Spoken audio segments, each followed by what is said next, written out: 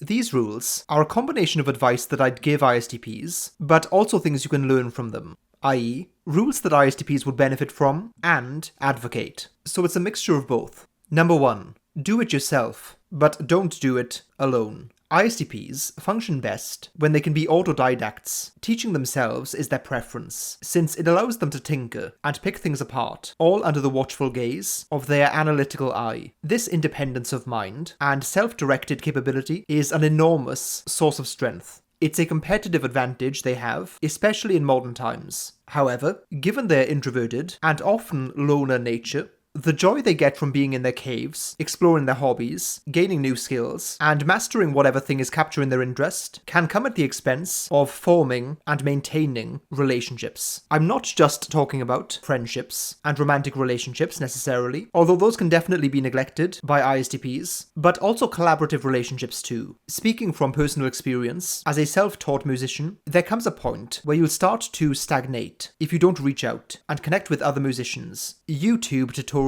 are indeed a thing of beauty, but you'll discover certain things only by interacting with peers, or even better, people who are way above your level. So when the time comes, it's important to seek out those people or communities so you continue to grow. Number 2. It is not logical to always be rational. Or maybe it should be, it's not rational to always be logical. Yeah, one of those. Essentially, sometimes you need to embrace the irrationality of life. Or rather, sometimes to appraise things through the lens of cold hard logic is to miss the point, or beauty, or opportunity of them. Following your heart is a real thing, even if we can't easily explain that concept in rational and logical terms. Number 3. Try to avoid pessimism, negative nihilism, and paranoia. I know, I ask so much of you. I can't always tie traits and behaviours back to the functions, but these 3 things are definitely tendencies I've observed. I have seen people speculate that blind spot NE, which ISTPs have, can lead to feeling trapped in situations where they don't have enough information to analyse, and therefore have to speculate instead. Their mind naturally goes to more negative assumptions about what's happening. I've seen a nihilistic streak in ISTPs too, which can go 2 ways. Either it can be positive, where they make their own meaning, or more negative, where it takes away their motivation and makes them more pessimistic and cynical.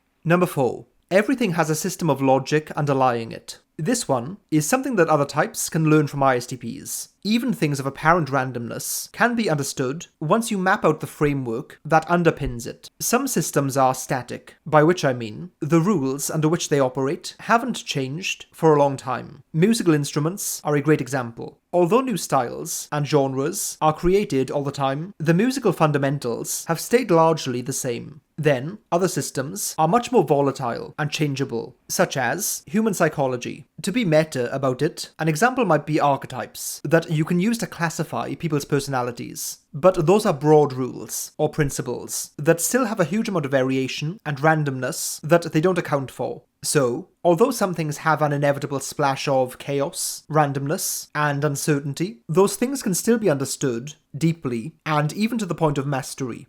Number 5. Always have a physical outlet. This is a simple one. Some people will have conditions, illnesses, and disabilities, which will put big restrictions on what's possible. But if possible, try to find a physical activity you can do regularly. Ideally, make it one that either A, requires you to think as well, or B, allows you to think. For the former, some kind of competitive sport is ideal. Martial arts is especially great because it's ultra-strategic and tactical. It's as much an intellectual pursuit as a physical one. For the latter, literally just go for a walk and think. Without this, ISTPs can definitely become too insular and stuck in mental loops. It's always important to bear in mind that the physical aids the mental. These are complementary things. If you are really absorbed in some intellectual pursuit, then sometimes taking a break and doing something physical can unlock new ways of thinking about that puzzle or problem or challenge. Perhaps more than any other type, ISTPs both demonstrate and benefit from the synergy of the intellectual and physical.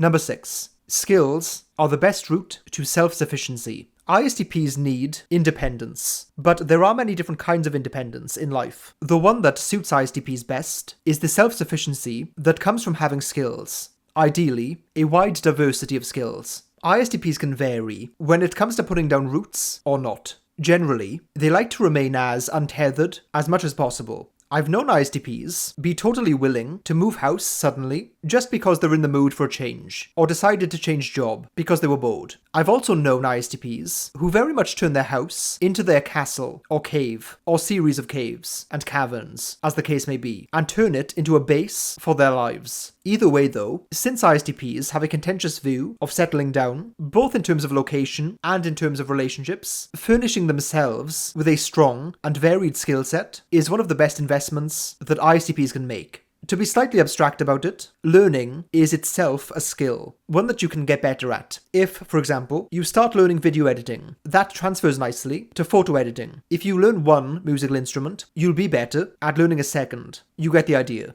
However, if you take the specifics of how you learned and abstract them, then you can take the principles of learning the piano and apply them to photo editing, or learning a language. There are fundamental, underlying principles at play. As Stanley Kubrick said, if you get involved in any kind of problem solving in depth on almost anything, it's surprisingly similar to problem solving anything else. So learning how to learn is something that ISTPs tend to become great at over time. Number 7. Follow your desire for elegant simplicity. ISTPs can strike at the heart of a thing, be that with a silence-inducing one-liner or an incisive observation. This streamlined, lean, and crisp tendency of theirs is a beautiful representation of all their functions in action. TI accuracy and precision, SE concrete straightforwardness, NI narrowing down on patterns and conclusions, and FE conveying a point in a way that's easily digestible. Elegant simplicity is emblematic of the ISTP, and it's something they should lean into and follow. Number 8. Cut out the middlemen. Like all high SE users, ISTPs like to minimize the amount of time between action and impact. Sitting around planning, pondering, and speculating is going to drive them a bit loopy. They would rather have a direct effect on whatever they're working on. If an ISTP is in a job or role where they have to make something or do something, but their work or solution needs to be signed off on, verified, or implemented by another person, then it's a recipe for much annoyance. ISTPs don't like to be reliant on, and therefore slowed down by, other people. Which leads me to the next highly related rule. Number 9. Choose problems of implementation and execution.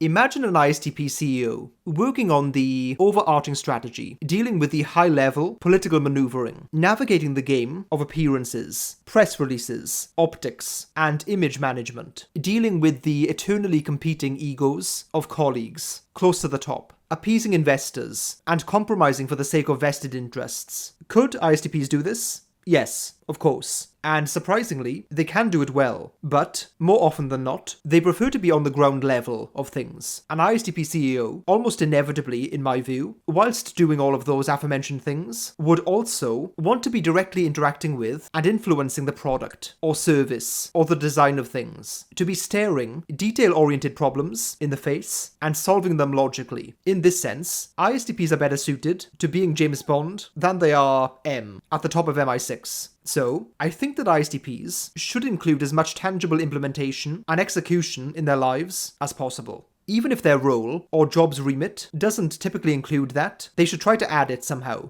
Also, when I say execution, I mean like getting things done, not executing people, for the most part. Number 10. There's nothing wrong with being a loner. In the modern age, well, in fact, in pretty much every age, we're assaulted with imagery, messaging, and narratives that everyone ought to be in a relationship, or ought to be ultra-social, or to put themselves and their lives all over the internet, and so on. Yes, being introverted is much more acceptable and talked about these days, but being a loner is still oddly taboo. So what does it mean to be a loner? Does it mean being a hermit, having no close relationships, being actively antisocial? No, it doesn't mean any of those things. It's simply being content, satisfied, and fulfilled, spending most of your time, or your most valued time, on your own. Here is some weird imagery that you didn't ask for that comes to mind. I imagine the protective impulse of ISTPs being like some knight, or ninja, or assassin, or Liam Neeson-esque skilled individual who is quietly watching over their loved one, perhaps cloaked, in disguise, sitting in the corner of a bar, silently shadowing them, and, if they get into trouble, stepping in, solving the problem, then returning to the watchful shadows. Yes, I really do think in these ways. So ISTPs don't have to be smotheringly present in people's lives to show their care, affection, and love for them. In fact, they prefer to have a level of distance often. This, despite how some people might perceive it, is not a bad thing. It's just one of many different ways that a person can approach life. It is also necessary and beneficial for some people to be this way. There are things that can only be achieved by the loners and lone wolves of the world.